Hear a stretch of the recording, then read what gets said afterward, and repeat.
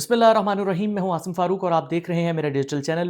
पिछले 24 घंटे की अहम खबरों के साथ आपकी खिदमत में हाजिर हैं। सबसे पहले बात करते हैं अमेरिका और ईरान के दरमियान जारी मज़ाकरात की। यहाँ पर आपको बताते चलें कि कशीदगी ताहाल बरकरार है और जो मज़ाकरात हैं वो फिर से एक बार एक डेडलॉक पर आकर खड़े हो गए हैं। और इस दफ़ा जो ये डेडलॉक है वो ईरान का एटमी प्रोग्राम है। अमरीकी सदर ने गुज़िश्ता भी ये बयानात देते रहे हैं कि हम किसी भी सूरत जो अफज़ोदा यूरेनियम ईरान के अंदर मौजूद है वो हम हासिल कर रहेंगे। और अब बताया ये जा रहा है कि वो जो डेडलॉक बरकरार है ईरान की तरफ से, वो ये है कि ईरान किसी भी सूरत इस बात पर एग्री नहीं है कि हम वो अफज़ोदा यूरेनियम अमरीका के हवाले करें। जो ईरानी स्पोक्स पर्सन है, उनके मुताबिक कि जो अफज़ोदा यूरेनियम है वो ईरानी मिट्टी जैसा हमारे लिए मुक़द्दस है और वो हम किसी भी गैर मुल्की ताकत के हाथ नहीं देंगे।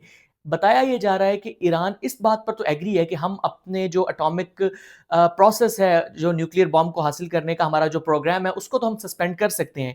लेकिन वो जो ऑलरेडी अफज़ोदा यूरेनियम है वो हम किसी को देने के लिए तैयार नहीं है। इस हवाले से पाकिस्तान के किरदार की, इस वक्त पाकिस्तान एक अहम सालिस के तौर पर देखा जा रहा है और पाकिस्तान अपनी भरपूर कोशिशें कर रहा है दोस्त ममालिक के साथ भी और ईरान के अंदर भी, ईरान को भी एतमाद में लेने की, जिसका सिलसिला पाकिस्तानी जो फील्ड मार्शल थे उनका ईरान का विजिट और जो हमारे वज़ीर आज़म है मियां मोहम्मद शहबाज शरीफ साहब, उनके जो विजिट्स थे तुर्किया के, अभी वो इस वक्त तुर्किया में मौजूद हैं अंतालिया के अंदर। वहाँ पर डिप्लोमेटिक फोरम में वो जो तमाम जो सरबराहान ने मुमलिकत वहाँ पर मौजूद हैं उनसे मज़ाकरात कर रहे हैं, उनसे बातचीत कर रहे हैं, उनको इन मज़ाकरात के अंदर शामिल होने की दावत दे रहे हैं। इससे पहले उन्होंने जो कतर का दौरा किया था, उससे पहले जो सऊदी अरब में वो मोहम्मद बिन सलमान से मिले। तो बहरहाल ये जो मज़ाकरात का दूसरा मरहला है, एक तरफ इसकी तैयारियाँ इस्लामाबाद के अंदर होने पर इस पर गौर किया जा रहा है। इस हवाले से जो तलत हुसैन है उन्होंने ये कहा है जी कि मेरी अमरीकी जो व्हाइट हाउस के रिपोर्टर्स हैं उनसे मुलाकात हुई है और उनका कहना ये है जी कि जो पाकिस्तानी जो ट्रंप का दौरा है पाकिस्तान है वो 14 से 24 घंटे तक का हो सकता है।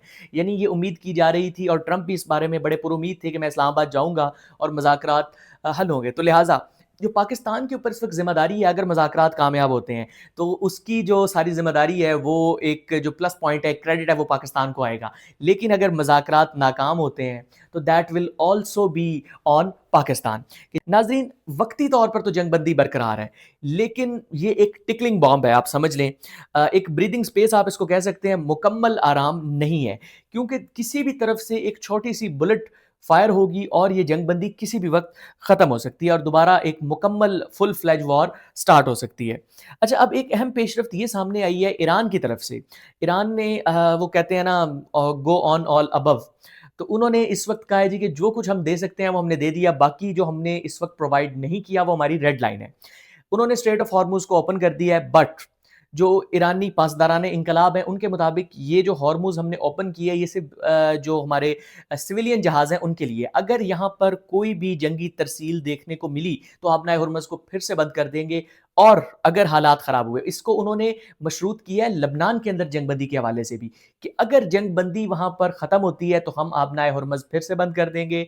अगर कोई वॉरशिप, कोई आर्मी शिप ने आपनाए हॉर्मुज़ से गुजरती है, हम फिर भी उसको बंद कर देंगे। और अगर ईरान के खिलाफ कोई जारियत होती है तो आपनाए हॉर्मुज़ को वो बंद कर देंगे। लिहाजा ये जो आपनाए हॉर्मुज़ को खोला है, ये वक्ती तौर पर तो आलमी मईशत के लिए एक रिलीफ है। ये वक्ती तौर पर आलमी मईशत के लिए एक रिलीफ है और कुछ हद तक कशीदगी कम हो जाएगी, पावर क्राइसिस दुनिया के अंदर कम हो जाएंगे, मगर ये मुकम्मल आराम नहीं है। किसी भी वक्त ये मामला दोबारा ख़राब भी हो सकते हैं।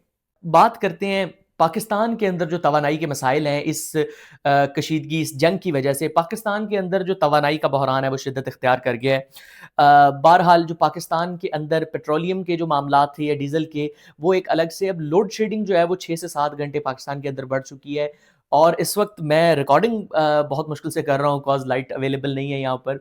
तो एक बड़ा ही क्राइसिस के मोमेंट जो पाकिस्तान के अंदर चले हुए हैं। तो बहरहाल ये सूरत हाल ज़ाहिर करती है कि पाकिस्तान का जो एनर्जी सेक्टर है वो किस कदर इन्हसार करता है बैरूनी फैक्टर्स के ऊपर। अच्छा, इस पर नजम सिटी साहब ने एक बड़ी खूबसूरत बात की और मैं उनसे रिलाई करता हूँ इस बात के ऊपर। उन्होंने मतलब हमारी जो पावर सेक्टर है, जो मिनिस्ट्री है, उसको निशाने पर लिया है। उन्होंने कहा जी कि ये बातें तो फरवरी से हो रही थी कि आपने हुर्मुज़ बंद हो सकती है, ये मामलात हो सकते हैं, जंग चल रही है, तो आपने इस बारे में क्या किया? तो हमारे एनर्जी सेक्टर की इस परफॉर्मेंस इस पर बिल्कुल ज़ीरो है। کوئی ہمارا وہ جو ہے وہ پلان نہیں تھا، ہم نے کوئی اپنے بیک اپ پر کچھ نہیں رکھا ہوا تھا، ہم صرف ایک عام آدمی کی طرح، لے مین کی طرح ہم بیٹھے تھے کہ جی جو ہوگا وہ دیکھا جائے گا۔ تو اس حوالے سے میرے خیال میں جو پاور سیکٹر ہے اس کو اس پر کچھ بیک اپ کرنے کی ضرورت تھی۔ اور سیکنڈلی ایک اور بات، ایک اور اہم بات، کہ ہمارا تو وہ معاملہ ہے کہ ایران بھی ہم سے راضی ہے اور ہم سے امریکہ بھی راضی ہے، تو چاہے وہاں پر آبنائے ہرمز ایران بند کرے یا پھر نیول بلاکیڈ امریکہ کی طرف سے ہو، اگر کسی ملک کے جہاز وہاں سے گزر رہے تھے تو وہ پاکستان تھا۔ تو ہمارے ہاں جو آئل کی پرائسز پہلے بڑھائی گئیں وہ کیوں بڑھائی گئیں؟ ڈیزل کی ایک ہیفٹی پرائس بڑھا دی گئی، پھر اس کو تھوڑا تھوڑا تھوڑا تھوڑا کر کے کم لایا گیا۔ ایک تندور والا تھا نا، چلیں اب آپ بات نکلی ہے تو دور تک جائے گی، سن لیں۔ وہ ایک تندور والا تھا نا جی، وہ اس کے پاس وہ بادشاہ کے پاس گیا جی، تو اس نے کہا جی کہ وہ پرائس بڑھانی ہے جی روٹی کی۔ اس نے بادشاہ نے کہا جی کتنے کی ہے؟ اس نے کہا جی 2 روپے کی۔ اس نے کہا کتنی کرنی ہے؟ کہتا جی 4 روپے۔ بادشاہ نے کہا 4 روپے نہیں 10 روپے کر۔ تندور والے نے کہا بادشاہ محترم عوام مار دے گی سانو۔ انہوں نے کہا نہیں نہیں میں بادشاہ کیڑی گل تے لگا، تو بتا دے۔ اچھا جی وہ روٹی دی پرائس ہوگی 10 روپے۔ اب وہ بندہ اگلے دن جی عوام ساری اکٹھی ہو کے بادشاہ کے پاس آ گئی، انہوں نے کہا بادشاہ مر گئے، لٹ گئے، تندور والا بڑا ظالم ہے، انہیں جی روٹی 10 روپے دی کرتی ہے۔ بادشاہ نے کہا وزیر نو اوئے بلا اینو میں پوچھاں ایدی کیویں ضرورت ہوئی ہے میری عوام نو روٹی مہنگی دین دی۔ اچھا جی وہ آ گیا جی بندہ، ਉਹਨੇ ਤੰਦੂਰ ਵਾਲੇ ਬਾਦਸ਼ਾਹ ਨੇ ਵੇਖੇ کہ یار یہ گل تے ہو گئی سی ساڈی، یہ پھر میں نے ٹنگیا ہے۔ بادشاہ نے کہا تمہاری جرت کیسے ہوئی اتنی پرائس بڑھانے کی؟ تو پھر جی کیا کیا جائے جی؟ انہوں نے کہا تم میری عوام کو روٹی اتنی مہنگی دو گے؟ ہرگز نہیں، ایسا کبھی نہیں ہو سکتا۔ 10 روپے کی روٹی تم نے کیسے کی؟ میں آج سے روٹی 5 روپے کی کرتا ہوں۔ بھائی جن گل سمجھ آئی کہ روٹی تے ہونی سی 4 روپے دی، انہوں نے کر کے 10 دی، پھر سانو 5 دی دیتی، پھر بھی ود۔ تو تندور والا بھی خوش، عوام بھی خوش، بادشاہ بھی خوش۔ تو یہ جو سرکل پاکستان کے ساتھ ہمارے ساتھ چل رہا ہے نا، بیسیکلی وہ یہ چل رہا ہے۔ انرجی کرائسس میں انرجی سیکٹر کے اندر جو جس ملک کو اگر مسئلہ نہیں ہونا چاہیے تھا نا دنیا میں، وہ پاکستان تھا، کیونکہ ان دونوں ممالک کی ثالثی ہم کر رہے ہیں۔ تو بہرحال دونوں ممالک کو ہم سے کوئی مسئلہ نہیں ہے، جہاز گزر رہے تھے تو وہ ہمارے گزر رہے تھے۔ اس حوالے سے نجم سیٹھی صاحب نے بھی یہی تقریباً بات کی ہے۔ تو اسی کے ساتھ ہمارے ساتھ جڑے رہیے مزید اپڈیٹس کے لیے۔ انٹل دا نیکسٹ ٹائم، اللہ حافظ ناصر۔